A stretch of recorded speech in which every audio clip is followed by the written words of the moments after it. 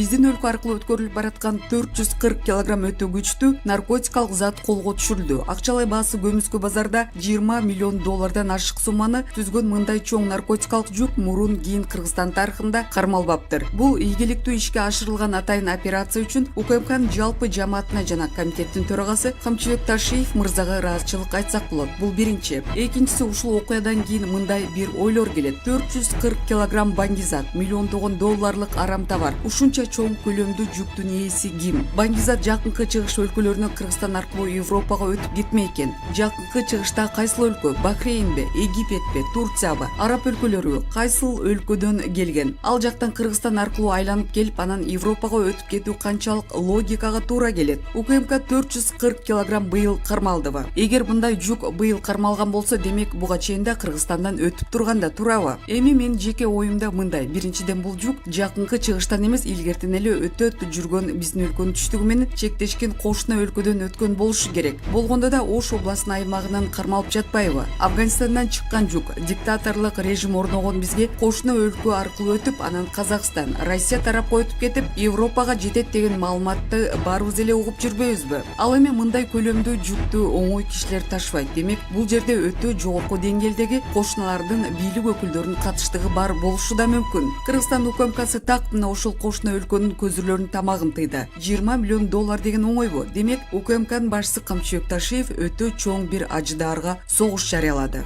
Эми мен муну өткөндөгү Баткен окуясына жана бүгүнкү Кыргызстандын белгисиз мөөнөткө чейин Тажикстан менен чек арасын жапканына байланыштыргым келбей жатат. Бирок болбой жатат да Кашаев. Булак медиа центр. Эл чындыкты билсин.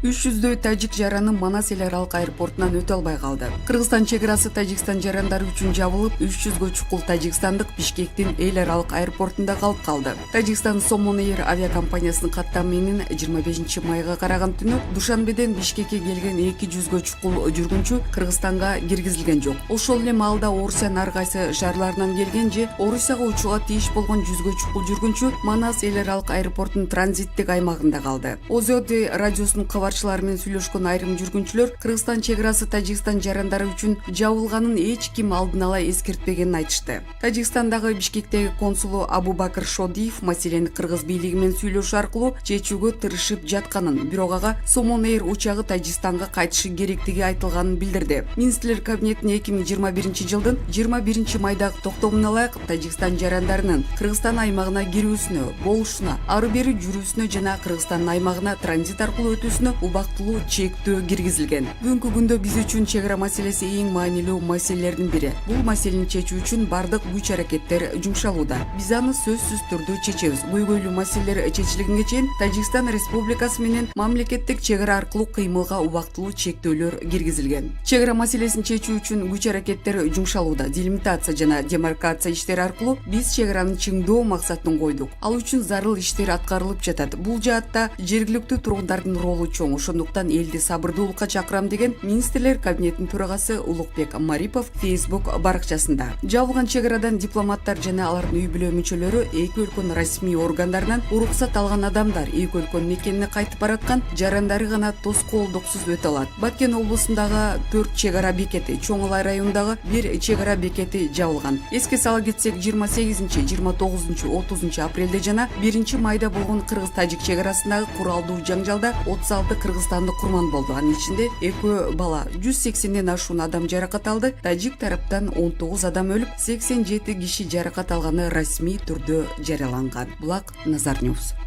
Чүй облусунун Молдавановка айылында жайгашкан жаза аткаруу боюнча мамлекеттик кызматка караштуу номер 27 колониядан качууга аракет кылган 2 адамдын бирөө өлтүрүлдү. Бул тууралуу Азаттыкка аталган кызматтын басма-сөз катчысы Эленора Сабатарова кабарлады. 25 майдан 26 майга караган түнү абакта жаза мөөнөтүн өтөп жаткан 1963 жылы туулган Т аттуу жаран менен 1999 жылы төрөлгөн К.И аттуу жаран тосмодон секирип качууга аракет кылышкан. Колониянын кайтарган аскер кызматкерлери алгач абага ок аткан. Кийин ок аттуу уланып качып бараткандардын бирөө каза болуп, экинчиси кармалган. Экөө тең адам өлтүрүү, жашы жете электерди зордуктоо боюнча оор кылмышка айыпталып 10 жылдан 21 жылга чейин мөөнөткө камалгандар болгон. Ыкчам тергөө тобу качууга аракет кылган учурду иликтей баштады. Окуя кылмыш жана жазалардын бирдиктүү реестрине катталды. Молдовановка айылындагы номер 27 колонияда оор кылмыш жасагандар, террорчулукка айыпталгандар жаза мөөнөтүн өтөшөт. Булак Азаттык.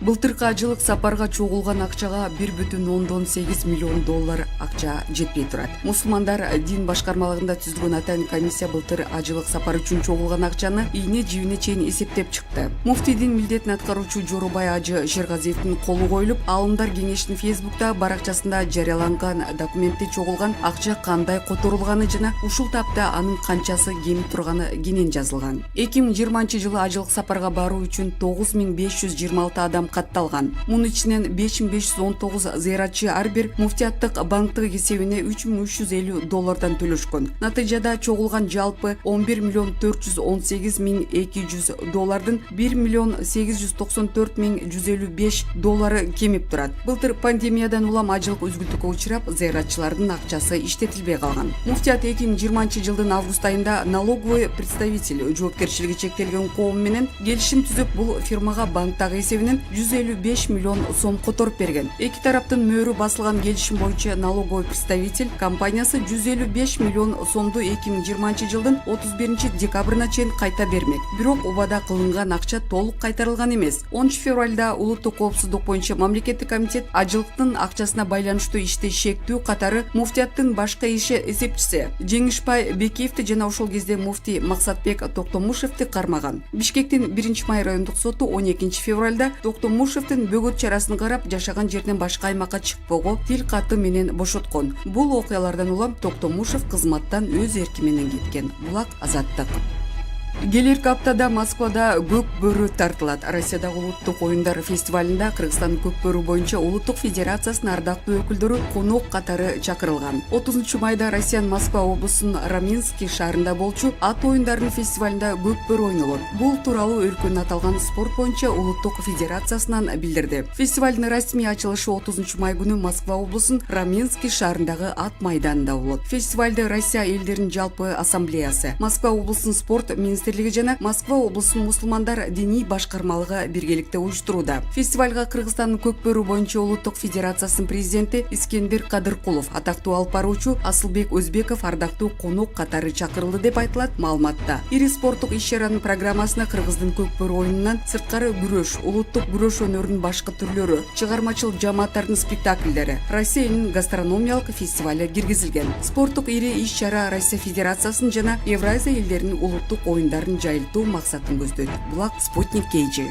Сапар Исаков күзүндө боло турган парламенттик шайлоодо кайсы партияны сүрөйт? Октябрдагы батышчылдар сүрөгөн башаламандыктан пайдаланып, Алмазбек Атамбаев баш болгон бир топ саясатчылар эркиндикке чыгышып, бийлик үчүн башаламандык атышкан. Аларды колдоп чыккан Өмүрбек Бабанов баш болгон арамтамактар 2020-жылы 8 октябрда түнү бою бийликти бөлүштүрүп, таң ата 9 октябрда алакандарын ушалап, ак үйдү көздөй аттанышкан. Арийне, жалы келген кыргыздар ак үйгө жакын жолутпой кууп чыгышкан. Атамбаевди баш кылып кайрадан ордуларына отургузган Сапар Исаков мыйзамга баш иве бут коюп, Газпромдун лидери жаш кезинде Ленинграддын шайкасынын атаман кассири Миллердин жардамы менен Кант шаарындагы Орус авиабазасынан Орусияга кире качкан. Качкандардын арасында акчаны көргөндө эки көзү кызарган Албек Ибраимов деген шүмшүк миллионер жашынып жүрөт. Түрмөдөн эбин таап бошогондордун арасында мурунку Атамбаевдик өкмөт башчысы Жантөрө Сатыбалдиев да бар. СДБК көмүлбөй өлгөнбү? СДБК көмүлбөй эле өлгөн, сөөктөрү туш тарапка тарап ар кайсы партияны чиритип жүрөт. Экс-президент Атамбаев СДБК партиясынан жана анын кулондору болгон башка партиялардан депутат болуп келген, парламентке чимкириктер деген көрүнүктүү наам берген. Анын жинденип тамгасын жыгачап СДК партиясын түзгөн. СДБК партиясы сыяктуу СДК партиясы саясаттан сүрүлүп, ара жоло жүрөт. 2020-жылдын 4 октябрындагы миллиондорду чачкан СДК партиясы парламентке жеңил узасын тартып, акшын жардам менен башаламандык уюштуруп,